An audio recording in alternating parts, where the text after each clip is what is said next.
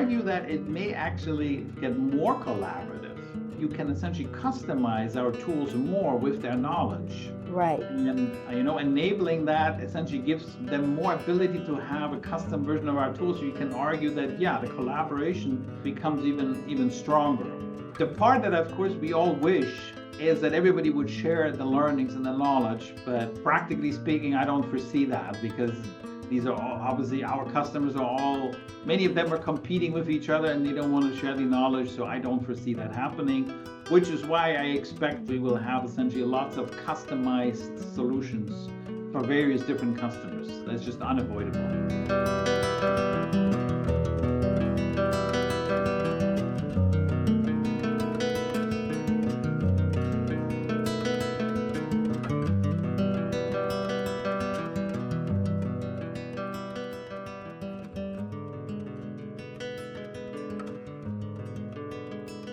My name is Junko Yoshida. I'm the editor-in-chief of Junko's Tech Probe, and I'm here with Ron Wilson, my collaborator for this AI podcast series. We are in search of domain-specific AI, and chip design is one of the specific AI applications that we are taking a look at. And we have a special guest, Thomas Andersen. He is the head of AI and ML solutions at Synopsys. How are you today, Thomas? I'm very good. Thank you very much. Nice to be on your podcast, Junko and Ron. All right. Well, thanks for coming. And you will be on the hot seat because EDA is one of the industries very vocal about the use of AI in the variety of tools coming online.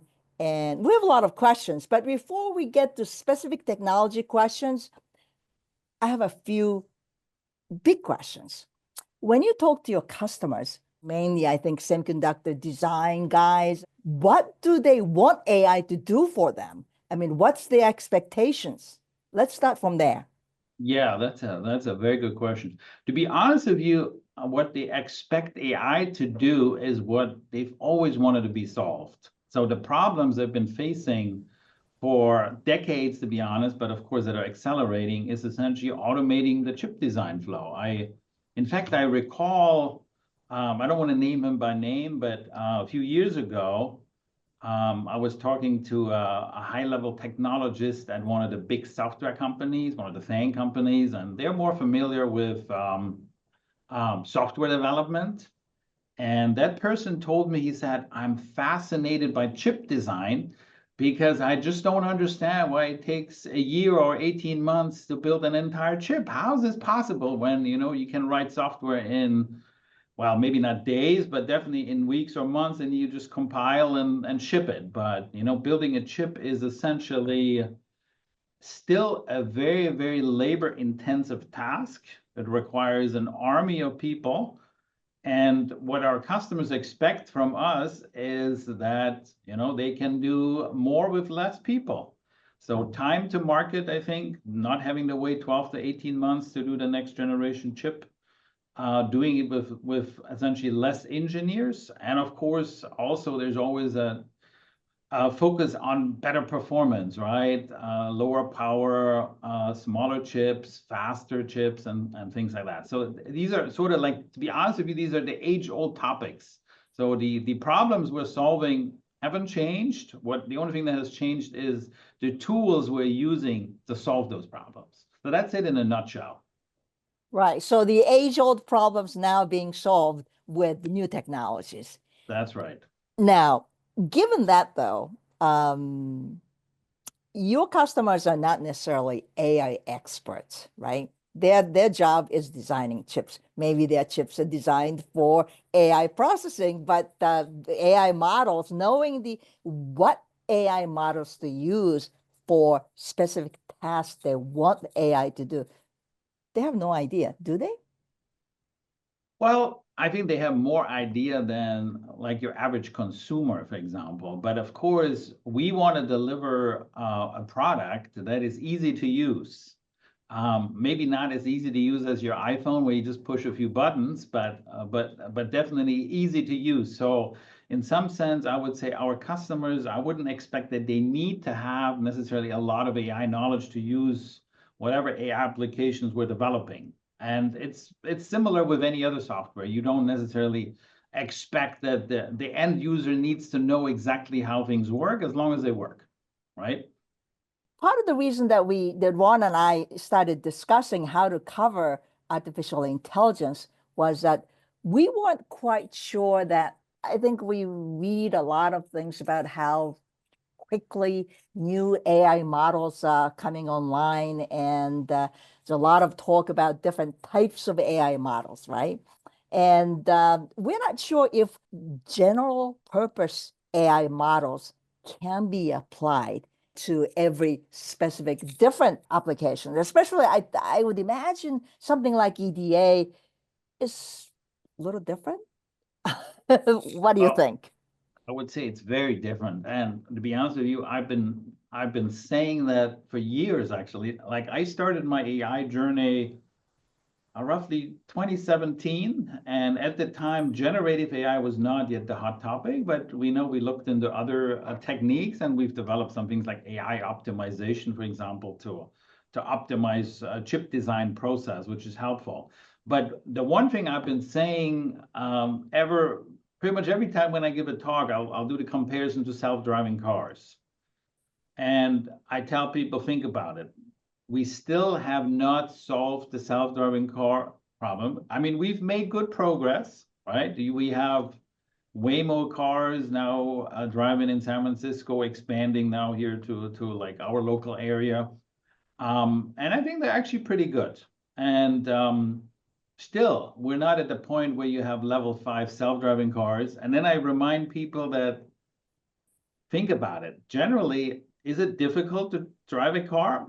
I would argue, well, some people will say, yes, of course, a race car driver would say that, but everybody can drive a car, right? I mean, to get a license doesn't require a PhD in some engineering or other domain. You know, you have a few skills, and otherwise it's essentially just you have a steering wheel, you look at some signs, you know basic rules, you accelerate, you brake, and you make sure you don't hit anybody. It's a little simplified, but compared to designing a chip, it's a piece of cake, right?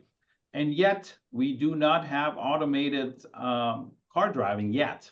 So think about this from our domain, like designing a chip from start to finish, like writing a specification of what it should actually do, determining all the collateral, what we call RTL description, register transfer language, which describes essentially what a chip would do, what a function it does, then translating this whole step to step in the little transistors that ultimately I can manufacture at a foundry like TSMC or Samsung.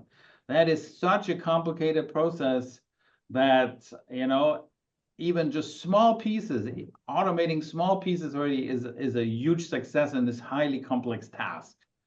And now coming back, I think, to your question on do we need specialized models? Yeah, of course we do. Because simply throwing lots of data at like generic models like ChatGPT or other open source models, that just won't work because then it's not specialized for the particular problems that we're trying to solve. So that's a very high level answer, and we can dive into more details. Yeah, all right. Let's dive into details, Ron. Well, I think maybe an example or two would be interesting. As I understand it, you're working on both using generative AI to generate RTL and using it to generate test benches. How do the models you need for that differ from something like ChatGPT? And are they the same, or do those two verticals require different models themselves?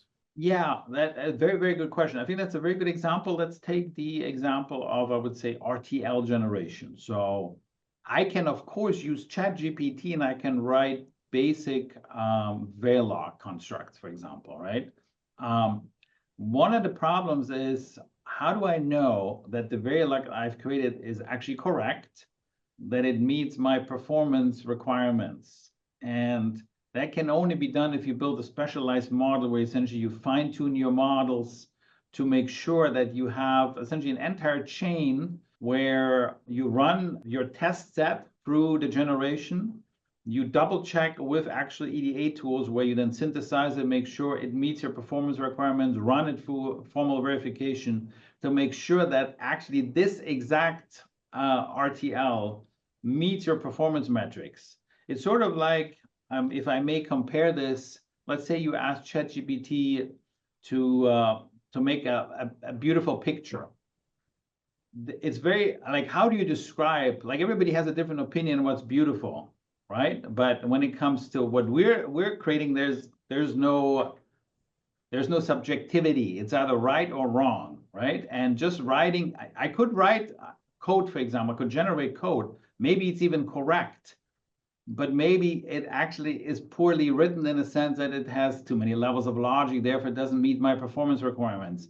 For that reason, just throwing data at a system and like building what's called a RAG system, which probably some of the folks on your podcast are familiar with, is not enough, because I need to make sure that I tune it to the correctness of what I'm generating.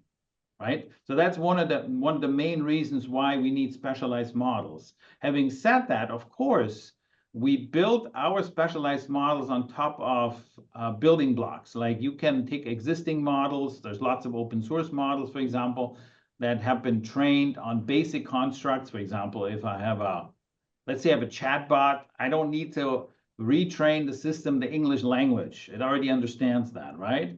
I just need to add my domain knowledge on top. So we use that as a building block and we add our stuff on top, both adding data on top and essentially fine-tuning the models to make sure they give you the exact right answers. And you know, I'll have an example. And when I use ChatGPT, I'm actually not always satisfied with the answers. And I think one of the reasons is when I search for something, it's usually a pretty complex question. And very often I get an answer and I look at it and I say, wait, I know that's not right. That is incorrect. And the reason why this happens is because ChatGPT essentially has to deal with all the data that's out there. And there is a lot of confusing data. There's a lot of data that actually contradicts, where some person wrote somewhere. I think a good example was that in Google Gemini, it suggested to put glue into pizza dough because somebody has written this as a joke somewhere. And the system picked it up as a suggestion, and it was upvoted as like, this is a great joke. And therefore the system misunderstood that this is actually the real thing. So you're not going to say that it introduced an error that turned out to be sticky, are you? Yeah, that's right. That's right, exactly. It's very sticky. So these are some examples. So actually, when I search for non-trivial stuff, I'm often dissatisfied with the answers, and I'm like, wait a minute, I know that's not right. Okay.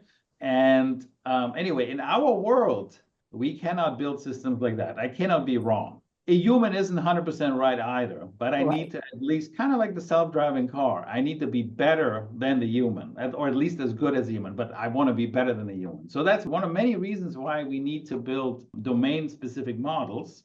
And we could also talk a little bit about agent systems, because the reasoning abilities also require additional training. Now, if I understand correctly, in the general purpose models, there's a module that tries to force the answers to test them to see if they're within the context of the question or not.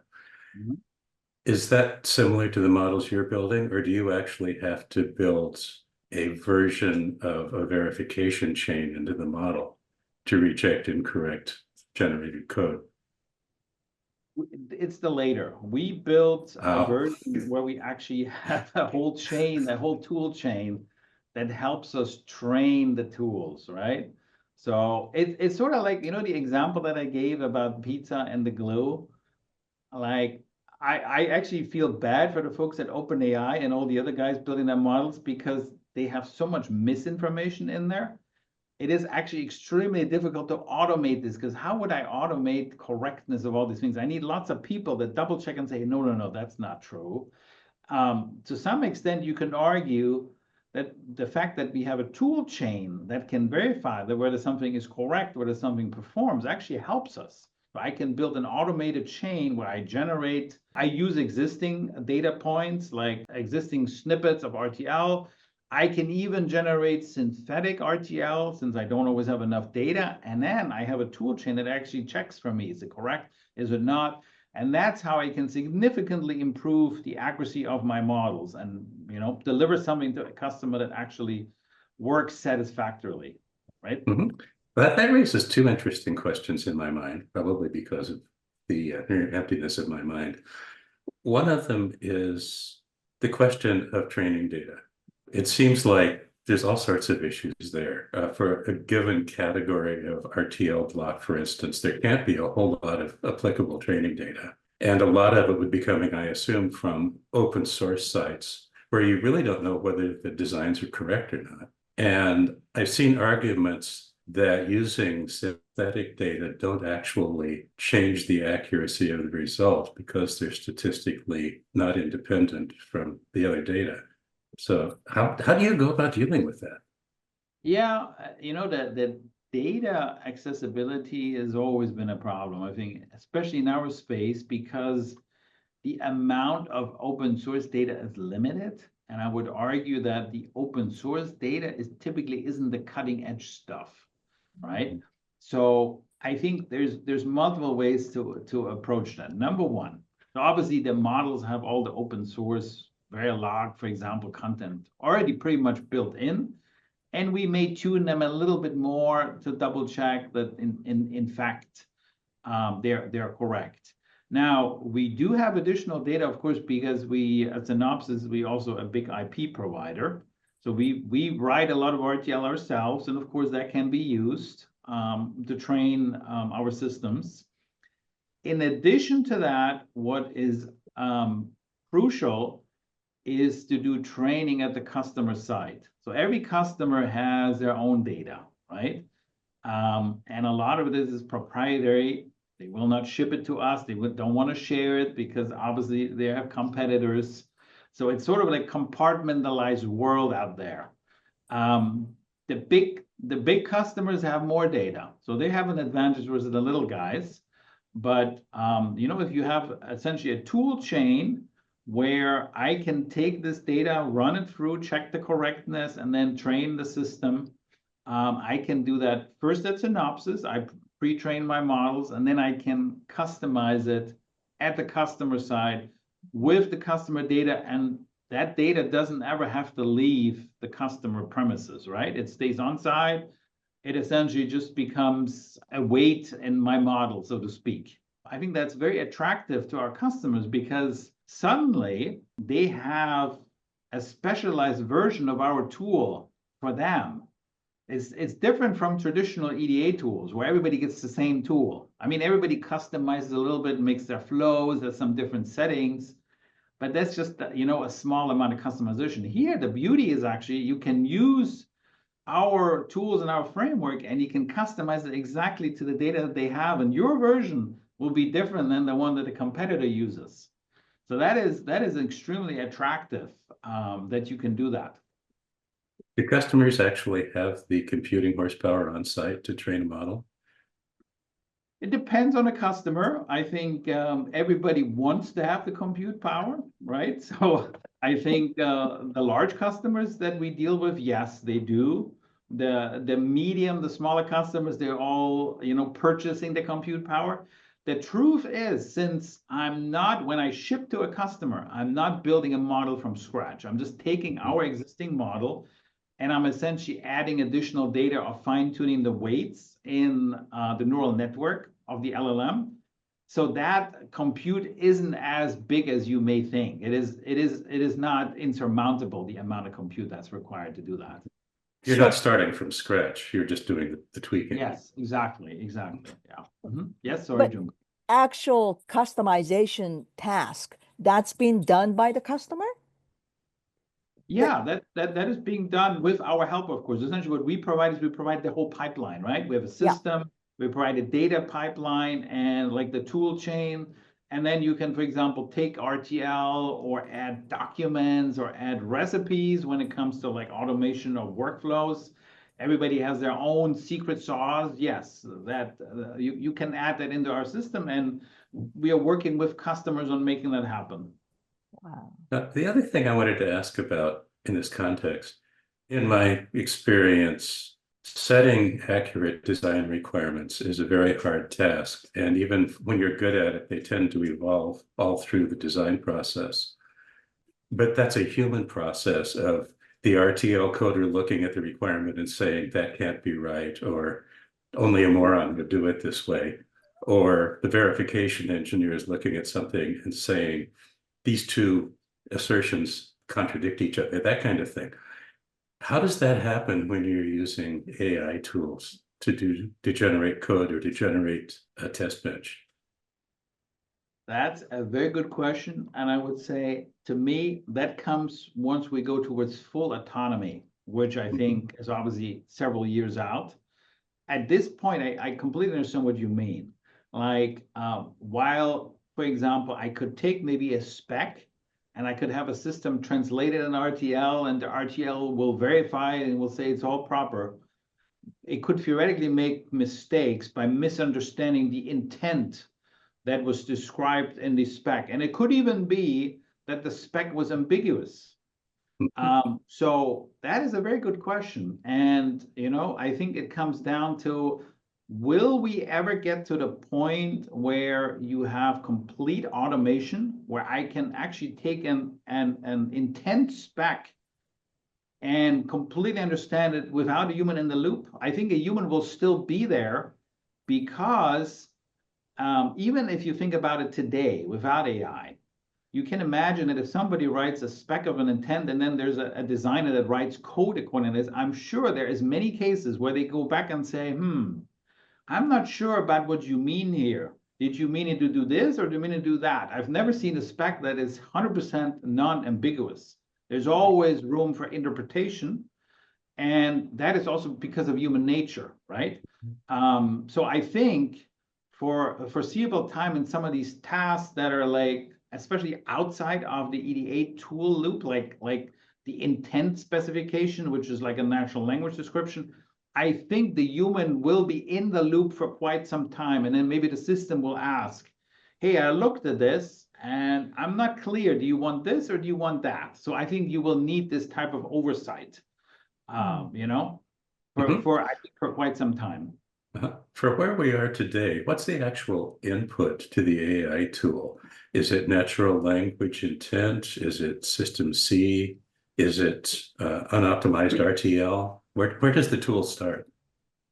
It starts with a natural language intent, but not at the point where I can give like a 100-page spec and here out comes the RTL, right? It's essentially, today, the context is maybe a few hundred lines of code. I can describe a module or a particular function, sort of comparable to what you see in maybe GitHub Copilot for C++ or Java coding, where I can describe a particular function in a module and it can generate that with relatively high accuracy. But getting to the point of where you can actually generate an entire system, I think that still requires quite a bit of work. So you have that piece, and then of course throughout the flow, anytime you do some type of content generation, because it's not just RTL, there's lots of other content that describe the intent, like power tables, scripts that generate your distribution networks, your clock network, all these things. We have similar capability where you describe it in a natural language intent, and then it generates a script for you. So throughout the flow, you have pieces, but in our vision, of course, that will take several years to execute, and it was actually highlighted by our CEO, Sassine at SNUG in March. We essentially have multiple levels of automation. We're at the point, I think, of today where you have assistive capabilities. Assistive meaning I interact, kind of like ChatGPT, I interact with the system, I ask questions, it gives me suggestions.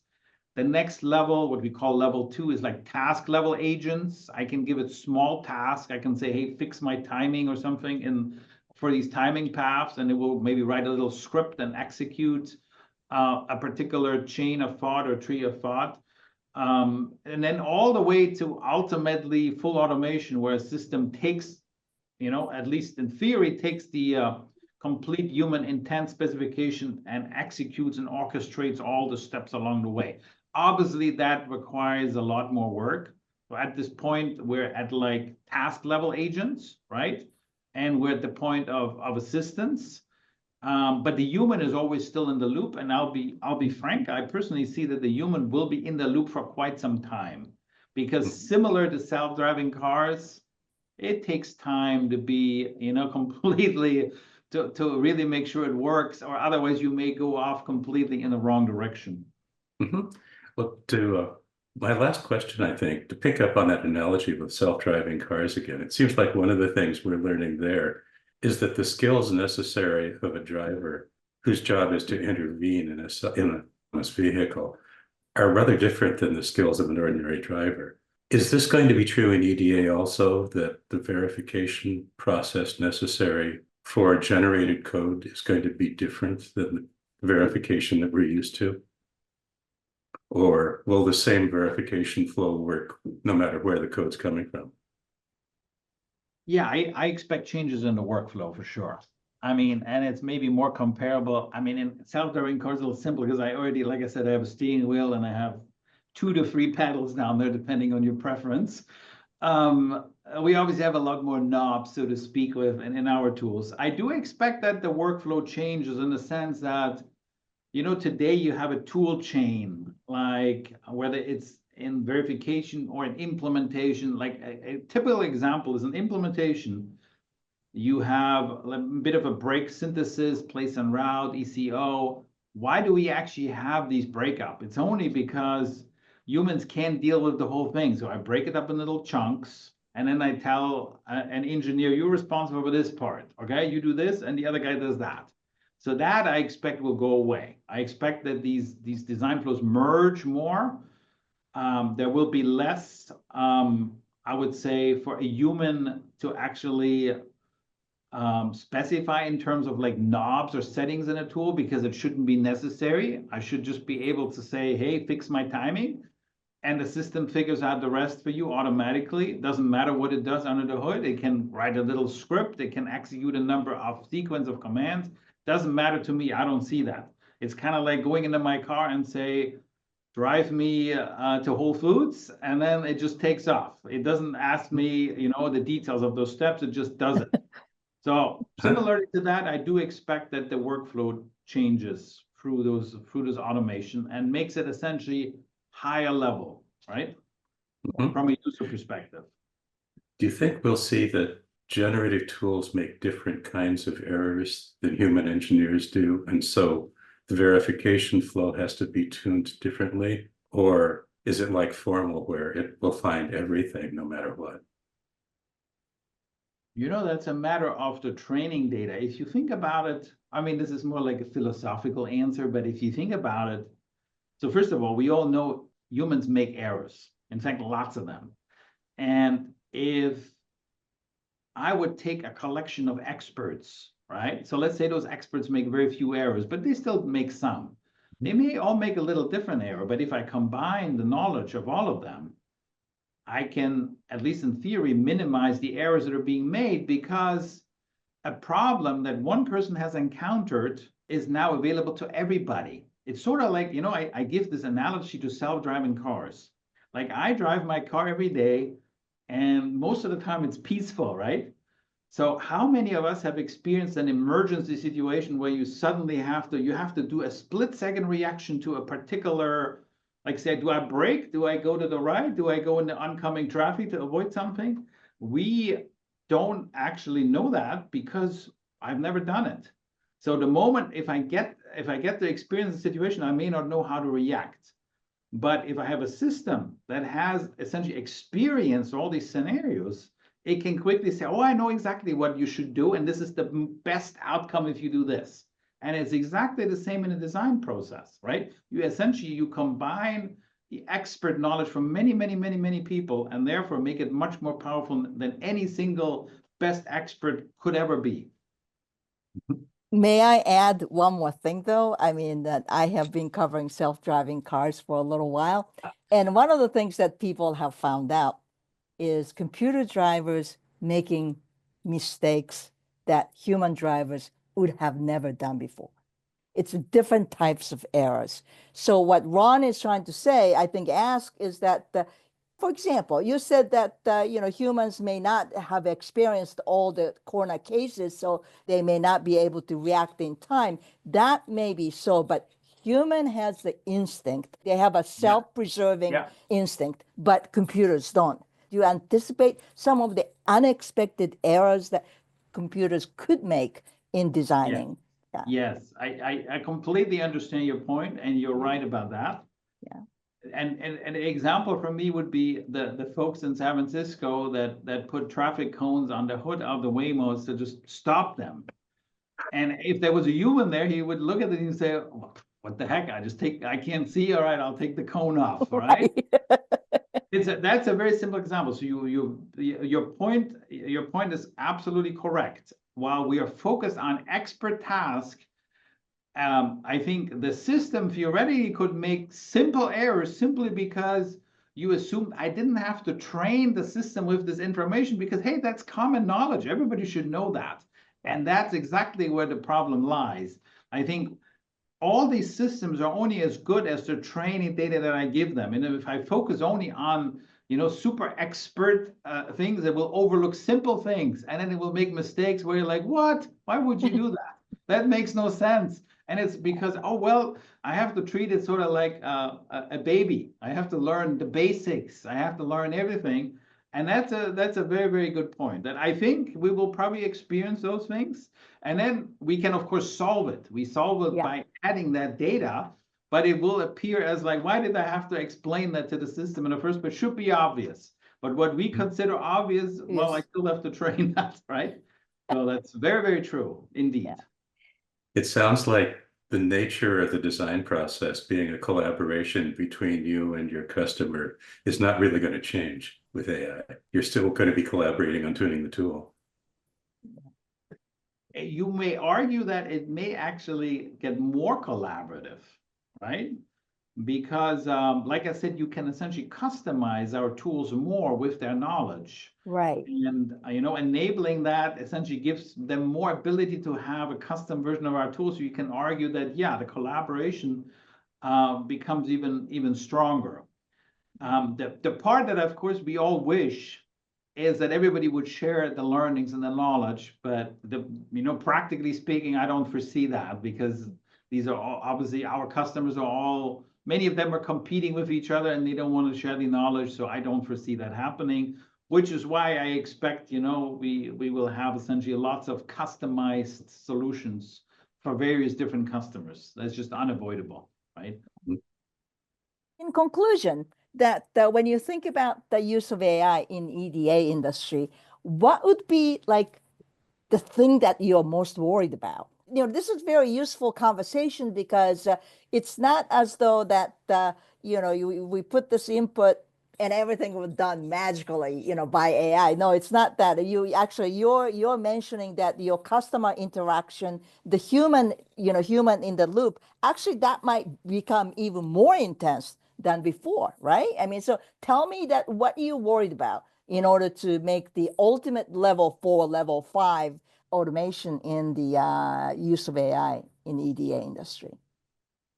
Yeah, that's a very good point. I think that the one thing that I wouldn't say worries me, but it's of course a challenge, is collecting all the relevant data. That's simply because I think, the task we're trying to automate is more complex. It is not necessarily described in documents precisely what people are doing. In fact, you sort of have to crowdsource it. You have to go to like all our users and ask them, so if you encounter this type of problem, how do you solve that? But that's also where the power comes in from Synopsys. We have not just many customers. We also are working with lots of large foundries where we're working with NVIDIA, Microsoft, and many of our customers that are not just our customers, but they also develop AI technology with us together. So if you put all this together, I think the crowdsourcing of all this information, our own IP engineers, of course, we have thousands of IP engineers.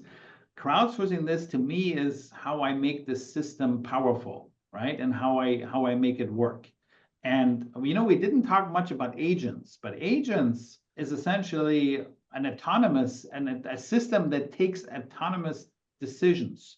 And it's sort of like it's a reasoning engine that like looks at a problem, analyzes something, and then says, all right, here's what I can do. I can do A, B, C, and let's see what works. And then it has a memory and learns what works. And if you think about it, that's exactly how a human would work. Like if you have a new designer that has never done things before, he will go and he will ask the senior expert and says, hey, how do I fix this? And that senior guy, actually, he might at some point be tired of telling the same story over and over and over again to like all these new people. He doesn't have to do that anymore. He does it once, and then this information is suddenly available to everybody. Isn't that amazing? I mean, to me, this is just beautiful to have such a system where all this information essentially is shared and is available. That is just unprecedented compared to the world we're dealing with today, where people just have to talk to each other, send emails. How does this work? How do you do that? So to me, it's just amazing the possibilities of what we can make happen. So the senior designer won't have to say, it's just a multiplexer you twit once a week. Yeah, exactly. Something like that. Something like that, yeah. All right. On that note, it's very hopeful. I mean, there's some of the things that we hope that machine can do is quite amazing, actually. But also, I think EDA's design process, the way it has been developed thus far, it kind of helps to bring more checks in the process, which is very different from other industries, I think. But anyway, thanks for coming to the show, and we'll stay in touch and share your progress. Thank you. Thank you very much. It was a pleasure speaking with you, Junko and Ron. Okay, thank you. Bye.